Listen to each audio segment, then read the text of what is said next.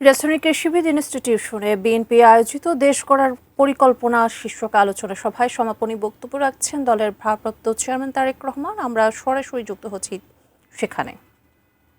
মসজিদ মাদ্রাসার ইমাম বা মুয়াজ্জিম সাহেবদের সম্মানের কথা আছে, এরকম বহু কথা আছে। এই যে আজকে এখানে যেই বিষয়গুলো আপনারা প্রায় 7-8 ঘন্টা ধরে আলোচনা করেছেন, সেই 31 দফা থেকে মূল কতগুলো বিষয় যেগুলো সম্পর্কিত সাধারণ মানুষের কাছে। আপনাদের সাথে বহু বছর ধরে আমিও রাজনীতি করেছি, গত কয়েক বছর হয়তো আপনাদের সাথে মাঠে থাকার সুযোগ হয়নি, তার আগে আমার সুযোগ হয়েছে।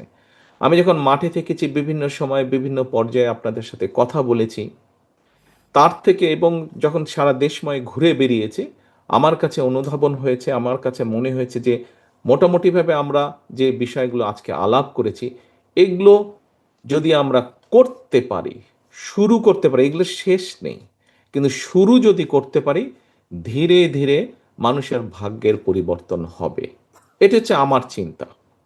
এবং সেই জন্য গত প্রায় 2 বছর ধরে আমরা এই কাজগুলো করছি। এখানে অনেকজন আপনারা অনেক পরামর্শ দিয়েছেন।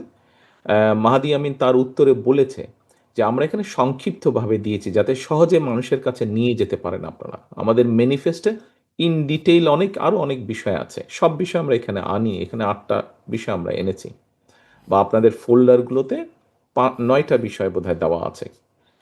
এখন আমার যেটা প্রশ্ন, পিছন থেকে খুব সম্ভব ভোলা থেকে আমাদের এক সহকর্মী বলেছে, আমরা যদি এগুলা মানুষের কাছে নিয়ে যেতে পারি, তো তখন সোহেল একটা কথা বলেছেন, নিয়ে যেতে পারি মানে আপনারা না নিলে নিবেটা কে? তাহলে আপনাদের নিয়ে বসে সারাদিন কি সময় নষ্ট করলাম? নিতে তো আপনাদের কি হবে? এখন কথা হচ্ছে এই বিষয়গুলো যাতে আমরা মানুষের সামনে উপস্থাপন করি, করতে তো অবশ্যই হবে। আপনারা কি মনে করেন মানুষ এবং দেশের ভাগ্যের পরিবর্তন হবে? কি আপনাদের মনে হয়? মানে এই কাজগুলো যদি আমরা ইনশাল্লাহ শুরু করতে পারি, তাহলে দেশের মানুষের ভাগ্যের পরিবর্তন হবে। আত্মবিশ্বাসের সঙ্গে কারা কারা মনে করেন হবে? ধন্যবাদ, ধন্যবাদ, হাত তোলার জন্য ধন্যবাদ। প্রিয় সহকর্মীবৃন্দ, এখানে একজন প্রথম সামনের দিকে রো থেকে একজন একটু আগে বলেছেন, খুব সম্ভব দ্বিতীয় রোতে বসে আছেন, যে ফ্যামিলি কার্ড এবং কৃষক কার্ডটা খুব পপুলার। হ্যাঁ, ওই যে হাত তুলেছে, আমি দেখেছি, আপনি বলেছেন খুব পপুলার। হ্যাঁ, এইটা খুব পপুলার। তবে আমি শুরু করব একদম পেছন দিক থেকে। আমার এক বোন, উনি একটা কথা বলেছেন অটিস্টিক বাচ্চাদের বিষয়। আমি বোন আপনাকে অনুরোধ করব, আপনার যে ফোল্ডারটা আপনি পেয়েছেন একটু আগে, ডিজেবল বলতে বা অটিস্টিক বলতে যে বাচ্চাদেরকে আমরা বুঝি, যে মানুষগুলোকে আমরা বুঝি, বোন আপনাকে আমি অনুরোধ করব, যে ফোল্ডারটা আপনার কাছে আছে, ওই ফোল্ডারের মধ্যে যে লিফলেটগুলো আছে, তার মধ্যে ক্রীড়া সংক্রান্ত, খেলাধুলা সংক্রান্ত যে লিফলেটটা আছে, আপনি ওটা খুলে দেখেন। ওখানে কিন্তু আমরা এই যে স্পেশালি এবিলিটি যে বাচ্চাগুলো, আমরা কিন্তু তাদেরকে বাদ রাখিনি, তাদের ছবিটা আমরা ওখানে ইনক্লুড করেছি। আমরা তাদেরকে ভুলে যাইনি, তাদের ছবিটা আমরা ইনক্লুড করেছি। আপনি যদি দেখেন, এখানে দেখবেন আছে। কাজেই সমাজের সেই মানুষগুলোকে, সেই বাচ্চাগুলোকে আমরা ভুলে যাইনি।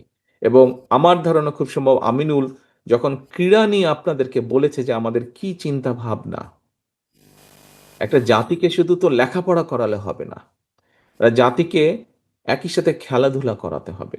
এবং সেখানে আমরা এই বাচ্চাগুলোর কথা রেখেছি। এবং নিশ্চয়ই আপনাদের সকলের, না হলে অনেকেরই ধারণা আছে, অলিম্পিকের মধ্যে একটা অলিম্পিক আছে প্যারা অলিম্পিক, যেখানে এই ধরনের মানুষেরা বিভিন্ন খেলাধুলায় পার্টিসিপেট করে থাকে। আমরা মেইন যে অলিম্পিক, সেটাতে আমরা আনফর্চুনেটলি আমাদের খেলোয়াড়রা খুব ভালো করতে পারছে না, কিন্তু প্যারা অলিম্পিকে কিন্তু আমরা ভালো করি। আপনারা কি এটা জানেন? হয়তো সবাই না জানলে অনেকেই জানেন, হয়তো প্যারা অলিম্পিকে কিন্তু আমরা ভালো করি। এখন অবশ্যই এই বাচ্চাগুলো বা এই মানুষগুলো সমাজের অংশ, এবং এদেরকে নিয়ে আমাদের চিন্তা আছে, আমাদের ভাবনা আছে।